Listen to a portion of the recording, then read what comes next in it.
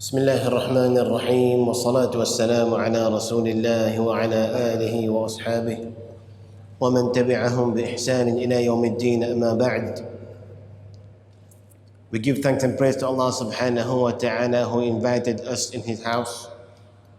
For verily the masjid is a place where we prostrate, and it's a place where we come and proclaim Tawheed. This is where Allah Azza wa says in Surah Al-Jinn, وَأَنَّ الْمَسَاجِدَ لِلَّهِ فَلَا تَدْعُوا مَعَ اللَّهِ أَحَدًا. For verily the masajid are for Allah Azza wa Jal, Tawheed. So we came here actually to proclaim Tawheed, Allahu Akbar, La ilaha illallah. And we're coming sujood and ruku' lillah for the sake of Allah Azza wa Jal. We ask Allah subhanahu wa ta'ala to accept it from us. We give thanks and praise to Allah Azza wa Jal that He has given us the opportunity of coming Salaat-ul-Isha in the first place. Because there are many people out there who are still in front of the TV, who still haven't even thought of praying Salaat-ul-Isha. We give thanks and praise to Allah Azza wa Jal.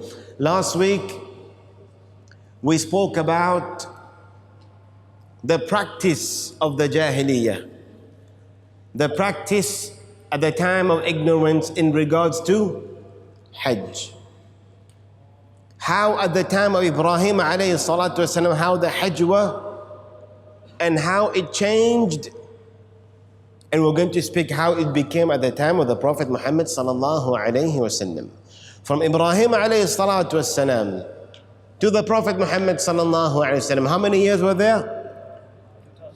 2,500, very good. So within these 2,500 years, the ritual of Hajj changed, yes or no? Last time we spoke about the practice of Jahiliyyah.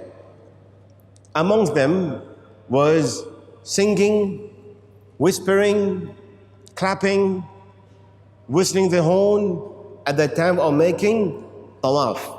And Allah subhanahu wa ta'ala, He prohibited that at the time of the Ummah of the Prophet Muhammad sallallahu alayhi wasallam. For verily, at the time of Jahiliyyah, Jahiliyyah means ignorance, before the appearance of the Prophet sallallahu alaihi wasallam. So at the time of Jahiliyyah, they would sacrifice for the sake of Allah Azza wa Jal, but the meat, the flesh will be hanged in the Kaaba and the blood will be poured on the wall of Kaaba, believing that this is for Allah Azza wa Jal. But Allah Azza wa Jal revealed at the time of the Prophet ﷺ, لَن يَنَالَ اللَّهَ لِحُومُهَا وَلَا دِمَاؤُهَا وَلَكِنْ يَنَالُهُ التَّقْوَى مِنْكُمْ. For verily, Allah is not in need of your meat, Allah is not in need of your blood, but what Allah is looking for? At your taqwa. And Allah Azza wa Jal revealed, فَكُلُوا مِنْهَا وَأَطْعِمُوا الْقَانِعَ وَالْمُعْتَرِ. And of the sacrifice that you're going to do for Hajj, eat from it and give to the poor. Don't just hang it on the Kaaba or put the blood over there. I don't need this. So this was changed for the Ummah of the Prophet ﷺ. Generosity, Allah Azza wa Jal asked them to do the generosity to give food and drink to the Hujjaj for the sake of Allah Azza wa Jal, not to compete. We spoke about that last week. Allah Azza wa Jalla says, وَتَزَوَّدُوا فَإِنَّ خَيْرَ الزَّادِ التَّقْوَى. Whenever you are going to Hajj, take your provisions with you. Don't just go like this and believing Allah is going to provide you. So back in the days, Ayyam al-Jahiliyyah, they would go out without taking care of their rizq. They would just go there, خَلَا نَتَوَكَّلْ عَلَى اللَّهِ. No, this is wrong. Then Allah Azza wa Jalla changed it. Allah subhanahu wa ta'ala make at the time of the Ummah of the Prophet Muhammad sallallahu وَتَزَوَّدُوا فَإِنَّ خَيْرَ الزَّادِ التَّقْوَى. Take your provisions with you. When you're going for Hajj, from wherever you are, from Yemen, from Sham, from wherever you're going towards the Kaaba, Mecca, take your provisions with you. Competition in poets. So after they would do the Hajj back in the days, Ayyam al-Jahiliyyah, at the time of ignorance, after they would do the Hajj, what I said, they would start doing their poets competitions, yeah? The poem, they would come and do competitions. Then Allah subhanahu wa ta'ala revealed, after you have فَإِذَا قَضَيْتُمْ مَنَاسِكُمُ الْحَجِّ فَاذْكُرُوا اللَّهَ كَذِكْرِكُمْ آبَاءَكُمْ أَوْ أَشَدَّ ذِكْرًا. When you have finished the ritual of Hajj, remember Allah Azza wa Jal. Make dhikr to Allah Azza wa Jal. Don't go indulge yourself in competition of poems. So that's what changed. Walking, making tawaf naked. Back in the days, Ayyam al-Jahiliyyah, at the time of ignorance, they will make tawaf without clothes. And Allah subhanahu wa ta'ala revealed the ayah of the adornments. Why don't you wear your clothes? They believe that we need to make tawaf just like the way we were born. The time we just came out of the womb of our mother. So this is totally wrong. So when the Prophet Muhammad sallallahu alaihi wasallam came, when he said, "Khudhu anni manasikakum," take from me the way of doing pilgrimage, all these were changed. How the Prophet Muhammad sallallahu alaihi wasallam made Hajj, this is what we're going to speak about inshallah in the coming lectures. So last time we spoke about the history of Hajj, how the Hajj were and how it's changed. The Hajj that we see nowadays, it's not the same Hajj that were there before the coming of the Prophet ﷺ. Hajj were there, but it was different, like how I explained last week. So the Hajj of the Ummah of the Prophet Muhammad ﷺ is different. Now, we're going to speak about Hajj. We already know the history of Hajj. Now we need to know the reality of Hajj now. Maybe some of us might go for Hajj. Maybe some of us has gone for Hajj. Or some of us intend to go for Hajj. And for those who intend to go for Hajj, we ask Allah subhanahu wa ta'ala to make it easy upon them to go for Hajj. And for those who have made Hajj, we ask Allah Azza wa Jalla to accept it from them. Yeah? Hajj is one of the 5 pillars of Islam. بني الإسلام على 5. Islam is built on 5 pillars. شهادة أن لا إله إلا الله وأن محمد رسول الله وإقام الصلاة وإيتاء الزكاة وصوم رمضان وحج البيت من استطاع إليه سبيلا. The 2 shahadatain, there is none worthy of worship except Allah, and Muhammad sallallahu alaihi wasallam is the last messenger. To establish the prayers, to fast in the month of Ramadan, and to give the zakah.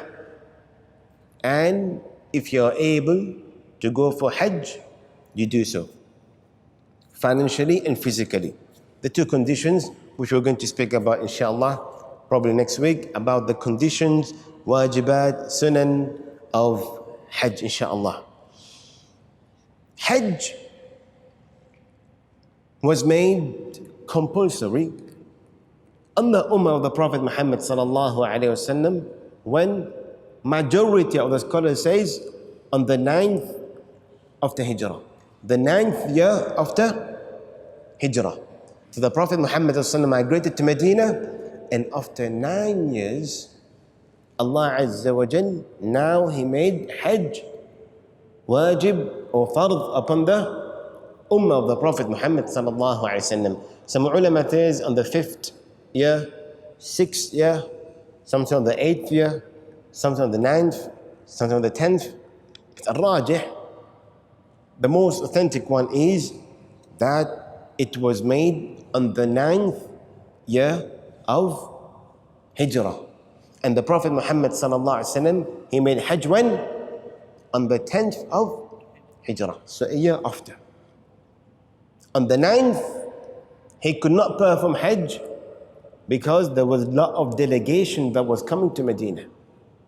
That's why the 9th year of Hijrah, it was called the year of delegations. A lot of people was coming to Medina asking about Islam, and the Prophet was very busy in da'wah. So on the 9th, he did not go for Hajj. On the 10th, Nabi sallallahu alaihi wasallam went for Hajj. And then on the 11th, he passed away, sallallahu alaihi wasallam. And Nabi sallallahu alaihi wasallam, he made Hajj once in his life. And he performed Umrah how many times? 4 times. And Nabi sallallahu alaihi wasallam performed Umrah in his lifetime 4 times. And Hajj 1 time. And almost 3 times of Umrah he performed when? In Dhul Qa'dah, where we are now.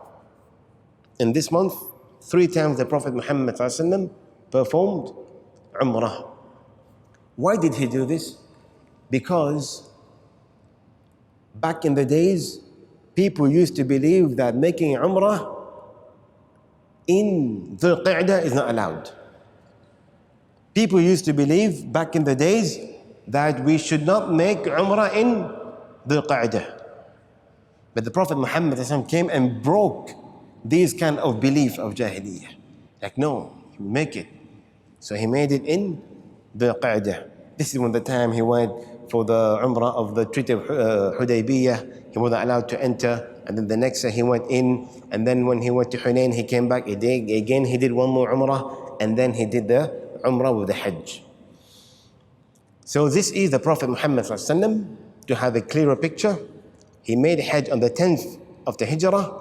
And on the 9th, it was made compulsory. Great. Today we're going to speak about the 3 kinds of Hajj. That's it. The 3 kinds of Hajj. One Hajj is called Hajj Tamattu'. And the second Hajj is called Hajj Ifrad. And the third one is called Hajj Qiran. Hajj Qiran.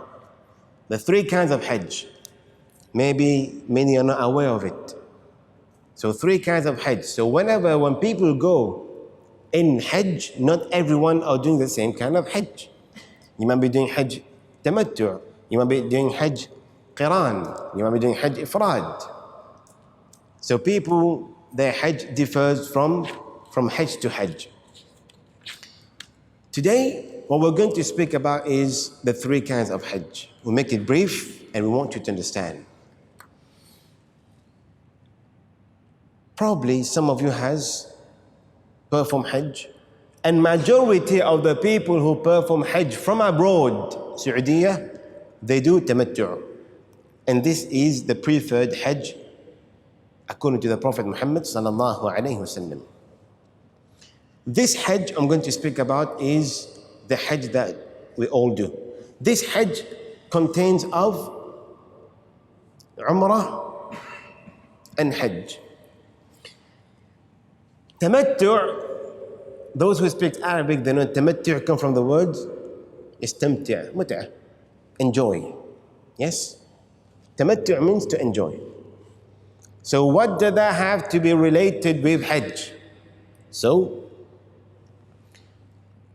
Hajj Tamattu' is what we're supposed to do, what we do. This is what the Prophet Muhammad emphasized on doing as well. Hajj Tamattu' means that you go for Hajj. From here, you set out to go to do Hajj. But first, you do Umrah. And then you remove the Ihram. And then on the 8th of Dhul Hijjah, you wear the Ihram again for Hajj. So now let me explain. Hajj Tamattu' is that now I am going to Mecca to perform Hajj. So what I do, listen, this called the Hajj called enjoyment Hajj. Literally it means enjoyment Hajj. I wear the Ihram, I perform Umrah. Wear Ihram, go the Tawaf, Zamzam, do the Sa'i, cut my hair short, yeah? Umrah finished, صح? When the Umrah is finished, what do? Do I stay in Ihram or I leave Ihram? Leave Ihram. When I leave Ihram, I resume my life normally, I enjoy. Whatever was haram for me in Ihram now becomes halal. I can accept proposal, I can get married, I can hunt, I can even kill the insects, you can satisfy your biological needs. Now it becomes, so you remove yourself from Ihram. You do your shopping, whatever you want to do. Then when it comes on the 8th of Dhul Hijjah, on the 8th of Dhul Hijjah, what do? Now you put your ihram with the intention of Hajj. Now you wear ihram, intention of Hajj, labbaik Allahumma hajja. So then from there, where do you go? Mina. Then from there you go to Arafah, then Muzdalifah, then again Tawaf al-Ifada, then the Eid day. So now, how many times did you wear the ihram? 2 times. First you wore it, you perform Umrah, and then you finish your Umrah, and then you cut your hair short. Khalas, you finish your Umrah, you go back to normal, and then you wait on the 8th day of the Hijjah. In the night you wear ihram again, you go to Mina. You go to Mina, great. This is called Tamattu'. Then when you go to Mina, after Mina you go to Arafah, and then from Arafah, Muzdalifah, then the next day you do the slaughtering, shaving of the hair, hitting the Jamarat. The Hajj goes on. This is called the Hajj Tamattu'. So what I want you to understand now is Hajj Tamattu' is the Hajj that contains you wear the ihram twice. You enjoy in between. This is called Hajj Tamattu'. Simple. Let's say, for example, when can we start going for Hajj? Let's say I want to make Hajj when do you make Hajj? In Ramadan or Shawwal? In the Hijjah. I want to make Hajj in the Hijjah. I can go for Hajj as from Shawwal. Dhul Qa'dah. Now in Dhul Qa'dah, let's say I want to go for Hajj. I go for Hajj now. So when I go for Hajj now, which Hajj will I do? Hajj Tamattu'. I go now, I do Umrah, and I remove my ihram, I enjoy myself, and then on the 8th of Dhul Hijjah, I put my ihram again with the intention of Hajj, then I start the ritual of Hajj. Okay? I sacrifice on the 10th of Dhul Hijjah. This is Tamattu'. Now, we're going to speak about the next kind of Hajj. Let's speak about Ifrad. Ifrad means, come from the word Fard. Fard means what? In Arabic means single, one. Fard and Farda, single. This one is a Hajj, very short one. From here, I go to, now I wear ihram. This one contains of only Hajj. Tamattu' contains of Hajj and Umrah, yes or no? This one contains only Hajj. Intention only Hajj. So now, from here, I go to Mecca. I put ihram. Which intention? Hajj intention.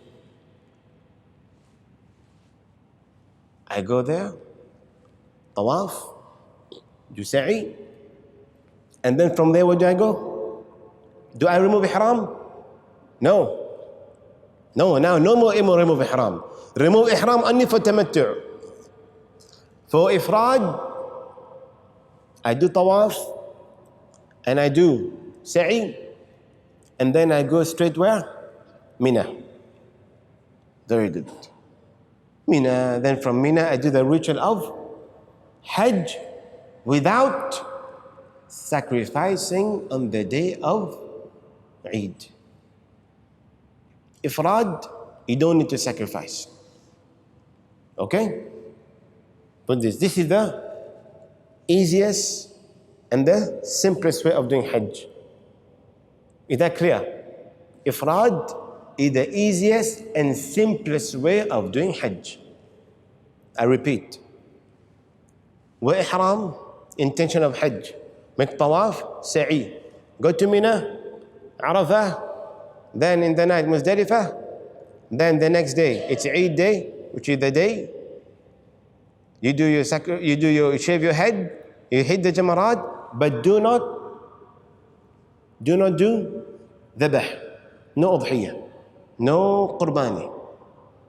And then Tawaf al-Ifada, and then you come here, stay Mina, and then go home.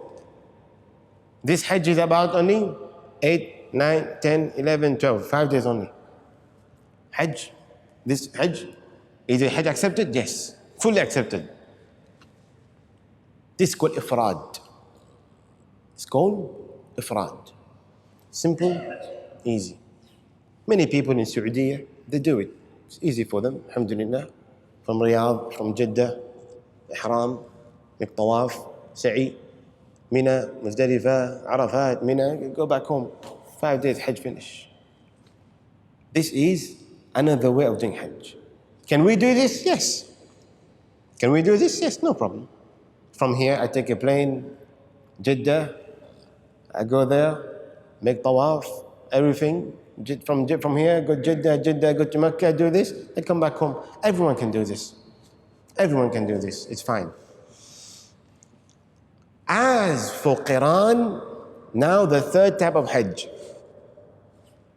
As for Qiran, it is the same as Ifrad.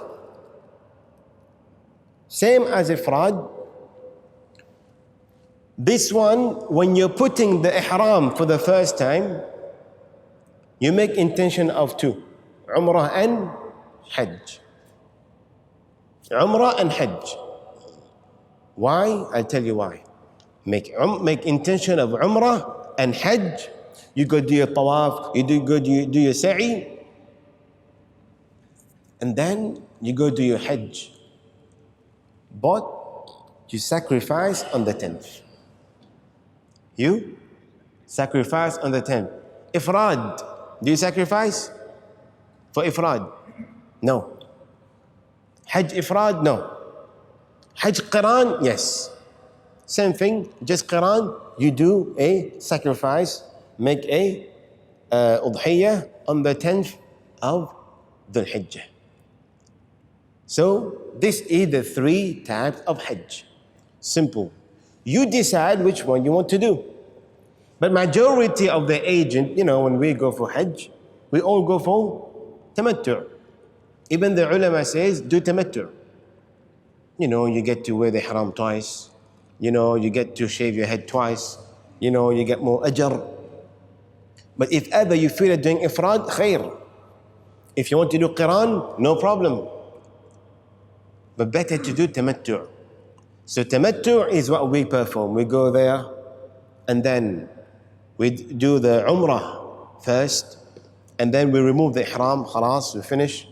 And then we wait for the 8th of Dhul Hijjah, then we wear the Ihram again, and then straight we start doing the Hajj rituals, and then we do a sacrifice. We do a sacrifice, and then we stay 11, 12 in Mina. This is the Hajj for tamattu'. And for Qiran, like how we said, yes, you make one time you wear the ihram. For Qiran, you make the intention of Umrah and Hajj, and you sacrifice on the 10th. For Ifrad, you make the intention only for Hajj, and you do not sacrifice on the 10th. This is the easiest way of explaining it. Easiest way of explaining it. So, Hajj, people believe Hajj is like a month. Hajj is like, it's too much time, I have to take 30 days off to go to Hajj. No. Hajj literally is the night of the 8th, and then the 9th is what? Which day is it? Arafah. So on the 9th, on the night of 8th, you go to Mina. Yeah, this is Hajj. On the 9th of the 8th, you go to Mina. Then at Zawal time, the next day on the 9th, you go to Arafah. You stay in Arafah until Maghrib. Right after Maghrib, you leave Arafah, you go spend the night in Muzdalifah. One night. You go there, pray, you pray Maghrib, Isha, and Fajr in Muzdalifah. And then after Fajr, you walk towards Mina. You walk towards Mina, which is the 10th now. On that day is the hardest day. You have to hit the Jamarat, shave your head, do the Udhiyah, and then you have to do the Tawaf al-Ifadah, and then you come back. Now the 10th, and then you stay there in Mina. 11, 12, and if you want to stay 13, 13. So maximum Hajj is how many days? 6 days. So you don't need to take 30 days off from your work to do Hajj. 10 days is enough. Yeah?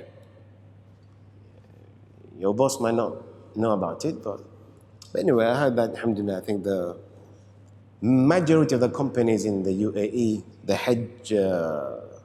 Hajj off that you take are compensated. It's not being cut. That's my company where I work. But just to let you know that Hajj is very easy. Don't think that it is. It looks like a mountain because people, they go there for 30 days, you don't see them. They go there, they get tired, they get sick, some of them don't even return back, they pass away. No. People are scared of Hajj. Hajj, physically and financially, you're okay, you go and do it. Easy. And now Hajj, mashallah, not like before. Hajj now is not like before. Before Hajj, brothers would know better than me. I didn't go Hajj in 1985, 19 when they had the chaos, 1980, 1950. The problem back in the days where they would hit the Jamarat, the people would go and come back together. Condition, the clash would happen at that moment.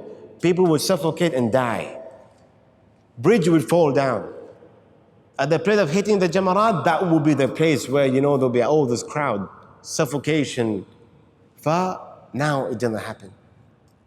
Now you go there, you hit, you walk back straight. No one has the right to come back here. And who control it over there? Not the policemen, the military.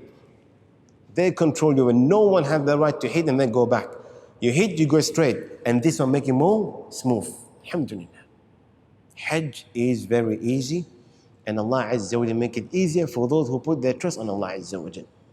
So we, alhamdulillah, we save and we look for our future, for the kids' future and everything. But when we save, the first and foremost goal of saving our money is to go for Hajj. I want to go for Hajj. Take my mom and dad, and I want to take my family for Hajj. Yes. That's saving for the sake of Allah Azza wa Jal. After, then, later on, Allah will give you barakah in whatever you want to save for your kids, for your university. Allah will give you more barakah. But don't save for university. Don't save to go for big holiday when Hajj is pending upon you and you're able to go for Hajj. You'll be responsible in Yawm al-Qiyamah. One, you have reached the age of puberty. And you're stable financially and physically. Physically means you can go for Hajj. Now Hajj, alhamdulillah, is easier upon you. You're healthy to go for Hajj.